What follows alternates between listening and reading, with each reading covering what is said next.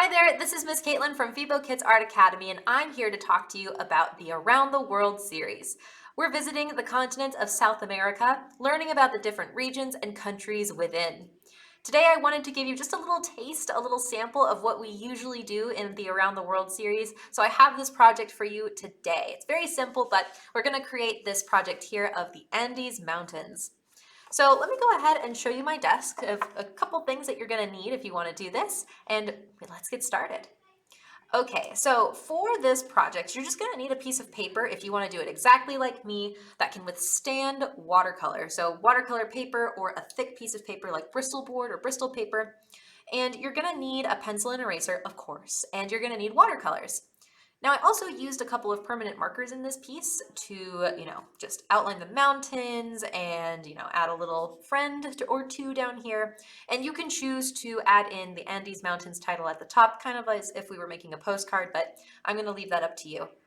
Let's go ahead and get started. I'm going to move some stuff out of the way, and I will show you how to draw these mountains. Now, the Andes Mountains are some of the largest in the world. In fact, in the Western Hemisphere, they are the largest.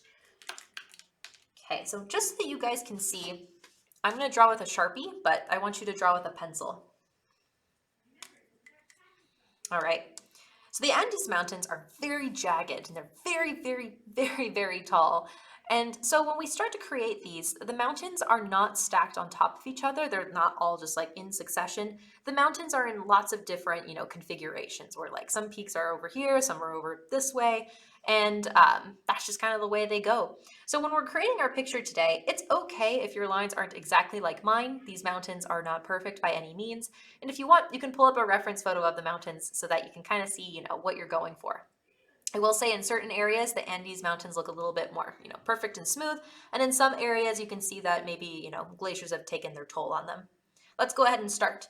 We're going to start with the peaks that are farthest away from us. These are going to be pretty tall. So for this picture, you probably saw that the lines don't go all the way to the edge of the paper. We almost have like this frame around our picture today, and that's all right. So I'm going to go ahead and start from the side here. I'm going to draw just a line in. Then I want to draw a peak upwards. Now this peak, I don't want it to be perfect. I actually want some jagged lines in there. So go ahead and draw yourself one little peak. And we're kind of working our way up now. So now take your pencil right below the peak. We want these to kind of seamlessly go together. I'm going to go ahead and draw another jagged line up. You can see I purposefully have left a little line off the side here because again, these peaks, these mountains are all kind of connected in a way. Okay, next. This one is actually going to look really close to what you might imagine a regular mountain peak to look like when we, draw them simply for ourselves. So I'm going to draw a diagonal line up, and then I might draw a very jagged line down. Okay, next I'm going to go ahead and draw probably our tallest peak in the picture today. Now this one, you can probably see on the Andes Mountains, some of them look like they have these sort of ridges. They're very flat and they will encompass a lot of shadow because they're curved inwards. I'll explain that a little bit more later, but what you're going to do is take your pencil, draw a jagged line up, in, and then up. You can draw that jagged line down. So again, you're kind of drawing almost like a curve or a jagged curve up, and then really making a big peak. So these already kind of look like mountains, but we can do more. Let's add in another layer of mountains. These will be the ones in the midground. So for this one, I want us to start maybe down here. These ones are, again, not going to be as tall as what we just made. It's going to be a little bit shorter, but they're all connected. So I'm going to start here, and I'm going to draw, pretty long jagged line up, and then in, and then up again, and then in. And then in some areas you can draw, just plain old mountain shapes, because they do look like that. All right, and then we're going to draw another pretty big peak right here. Oftentimes you'll see with mountains like these, they have a really big peak, and it's not just that single thing standing there. Usually it'll have like a bunch of peaks kind of coming down. That's what this is next. So you're going to draw another big diagonal line up, add some jagged lines in there, and then draw a diagonal line down. Okay, we've got our mid-ground mountains. Let's draw one more in the mid-ground. This will be right before the mountain part that's closest to us, where our little friends were standing. Go ahead and take your pencil. You can draw a jagged line up, down, and we'll call that good. So this already looks like a pretty decent mountain range that we have going on, but now let's go ahead and draw a part that maybe we, the viewer, or the artist are standing on, as well as for our little friends in the beginning are standing on. So you can take your pencil, maybe start on the side here. You can draw some jagged lines in. Make sure you have a flat part if you want to add friends so that they can, travel the mountains. Draw a jagged line down. You can do the same thing on the other side. Okay, we've got our mountains all done. Now, these look great, but they don't really look like real mountains. We need to add some shading, or at least some things that are going to help us shade them in. So when we think about the mountains, and especially the Andes Mountains, when we think of where the shading should go, it really depends on where our light source is coming from. Today, our light source, which would be the sun, is over here on the left side of our picture, which means all of our shadows are going to be on the right sides of the mountains. But how do we know where to place them? Well, fortunately, we have, especially for the Andes Mountains, these very sharp peaks. So let's take this one, for example. Take your pencil, and you can draw a jagged line down. And that's going to divide, showing you what parts of the mountain are being hit by the sunlight and what parts are cast into the shadow. Now, of course, not the rest of the mountains over here aren't going to suddenly be in shadow. Some of these are taller than this mountain part, so we kind of have to factor that in. Which means when you go to draw the rest of the shadow, you have to think, well, where is the sun going to see next? So take your pencil, maybe on that line that we left, and draw another jagged line down. Again, these lines don't have to be perfect by any means or match my own. I highly encourage you, if you want to make them as close to the Andes Mountains as possible, look at a reference. All right, so now we're going to look for other spots where maybe there's going to be a low point or a part that would be cast into the shadow. We have another peak right here that's pretty tall, so we're going to draw a jagged line down. And sometimes the shadow will even curve in a little bit, like the mountain is curving back, so it's still not being hit by the sunlight. So I started at the beginning of that one peak here, and I drew a jagged line down. This is all shadow that we just made. Now it might be tricky as you kind of go along and start adding in shadows to kind of remember, like, hey, wait a second, what lines are for shadows and what lines are for highlights? We'll try and fix those all. Just remember, the right side is going to be shadows, left side is going to be highlights. So that's how you're going to remember that, okay? All things on the right are going to be shadows, everything on the left is going to be highlight.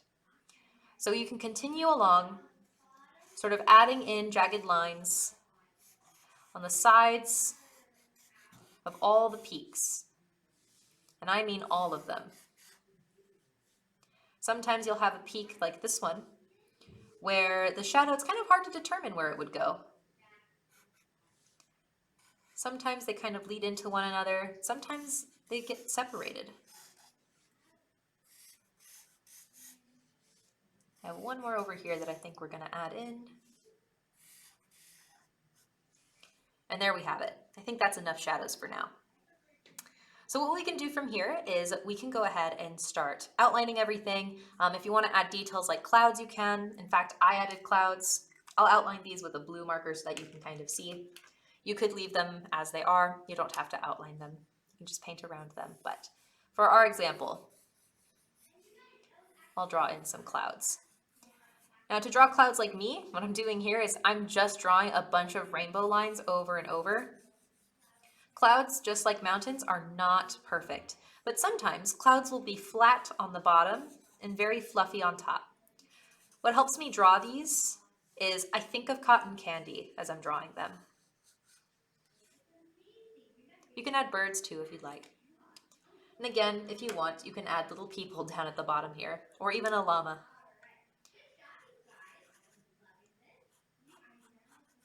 You don't have to add in a little person, but you can if you want to, just to give the sort of size of the mountain.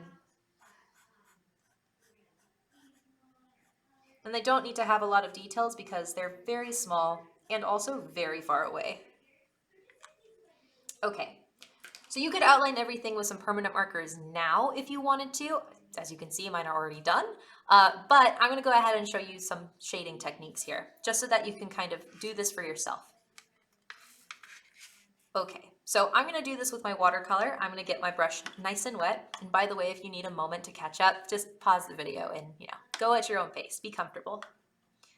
Now the Andes Mountains, they get their name, it's believed, from this language called, let me make sure I get this right. I believe it's Quechua.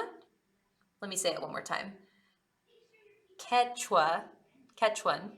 I might be saying it wrong. Unfortunately, I don't speak that language fluently. But basically, it's believed that they get their name from that language and their word for east, which is anti, because these mountains are on the eastern part for them, where they lived. But in reality, they're on the western side of South America. It's also believed that they maybe got the word for copper from that language, so which would be anta. So it's kind of tricky to figure out, which one it would have been. But they're called the Andes Mountains now. So now the Andes Mountains, depending on which part of the mountain range you're in, they do look copper. They are brown.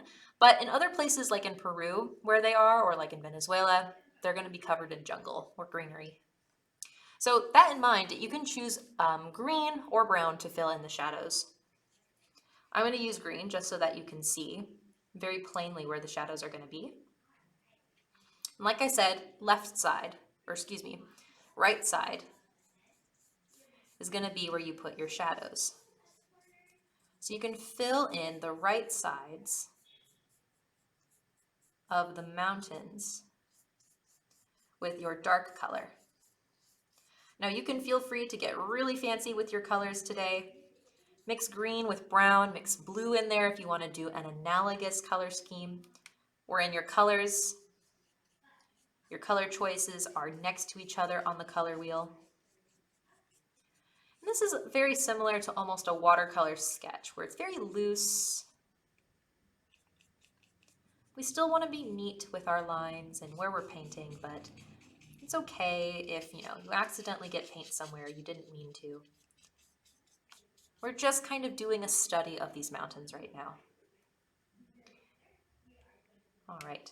Now, even though I'm painting in these shadows very much solid and with one color, the Andes Mountains are in a place that has a lot of atmospheric perspective if we're looking at it in artistic terms, right?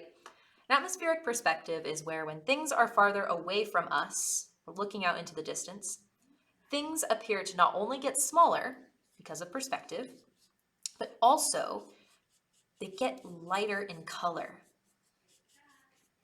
Now, of course, they're not actually, the color isn't changing. It just appears as though they're getting lighter in color. And this is due to the atmosphere, the air that is surrounding everything in the area that you're looking at. And South America, and a lot of the places where the Andes Mountains happen to be, are humid. It means there's a lot of water in the air. So make sure when you're filling in your mountains, you consider atmospheric perspective. The shadows, they'll still be dark, but everything should appear to be lighter the farther away they are. So the really tall ones we made in the back should be lighter. And the mountains and the little ridge we made in the front should be your darkest. Again, I'm doing one color here just so that you can see where the shadows are going, but consider that as you go to fill things in. Now the Andes Mountains, like I said, extremely tall. They're the longest mountain range in the world because they literally go through the entire western side of South America, through 5 countries. That's over 5,000 miles. Now, the tallest mountain out of the Andes is Mount Aconcagua, and it's the highest mountain there. And it's about 22,831 feet above sea level.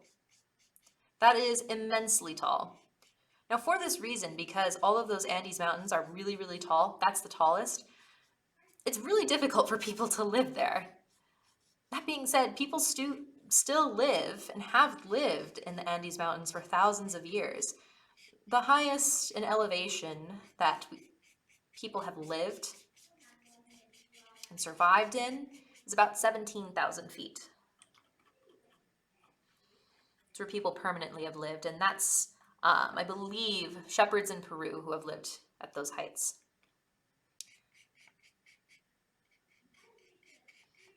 And what's difficult about living in the Andes Mountains is because they are so tall, the taller and the higher in elevation you get, the less oxygen there is in the air. Which means it's just very difficult to just do things without getting lightheaded or getting very dizzy. For other reasons, at those heights, the mountains are extremely cold and can just be very harsh in climate. High winds, for example. It's difficult to live in those conditions. And the Andes are very rocky.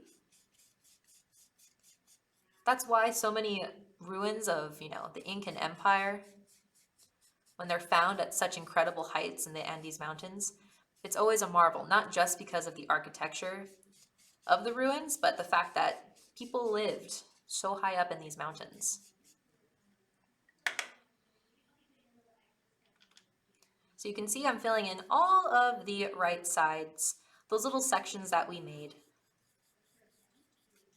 Now you can fill in the left sides too. I would just do a lighter color. Again, depending on what kind of color scheme you're going for, just remember, you want it to be lighter the farther back you go. I'm gonna go ahead and just fill in our foreground chunk here. I'm actually gonna do a bit of green and then I'm gonna go over it with blue. Just because, again, I want this to be the darkest part. It's in the foreground, it's closest to us.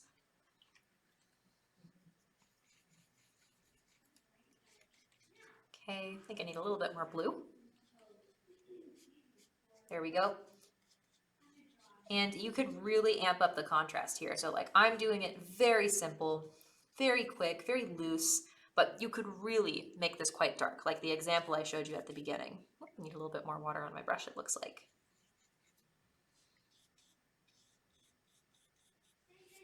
Okay. Right, there we go. Now, I would love in the future the opportunity to hike the Andes Mountains. Absolutely stunning. They're so beautiful. If you look up pictures of the Andes Mountains, they're so, so lovely. And it's a marvel how they can stretch all the way from one end of the continent to the next. All right, for the sky, you could really fill it in with whatever colors you want. I'm just gonna do a very light wash of blue around my clouds. But you could also add shading to the clouds. In the example I showed you, which I will show you again, I did add shading to the clouds. I simply just, did a little pat of the brush inside of them. Not aiming to fill them in, but merely just to give them a bit of color. Because when we look at clouds in the sky, they are white, but you can notice, different hues within them, especially depending on the time of day. Like if it's sunset or sunrise, they might appear to be more pink. In midday, they're a little bit more blue or gray, especially gray if there's a storm coming. All right, so there's the basic stuff I'll give to you when you're filling in your mountains. If you want to look at my reference here at our project, you can see that you can really go a long ways with adding different shades of blues and greens and even brown into the image of the Andes Mountains.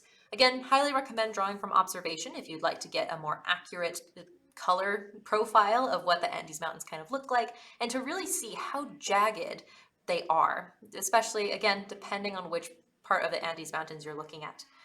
Most of the Andes Mountains are covered in snow because of their elevation, so feel free to add some snow. You could add it with white acrylic paint, or you can add it with a white paint pen.